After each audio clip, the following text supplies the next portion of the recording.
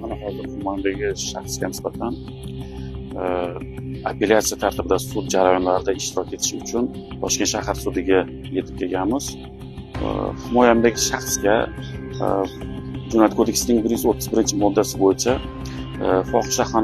fohishaxona saqlash aybi bilan birinchi instansiya sudida ko'rib chiqilib, hukm chiqarilgan, ayblov hukmi chiqarilgan va hozirda apellyatsiya tartibida shikoyat kiritilgan.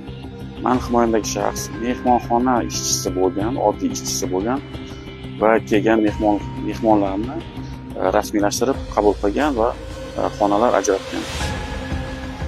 Ammo qonun talablari borki, fohishaxona saqlash uchun atayin shu maqsadda fohishaxonalarni rezervda saqlash kerak va shu fohishaxona faoliyatini yuritish uchun maxsus anjomlar tayyorlangan, moliyalashtirilgan bo'lishi kerak.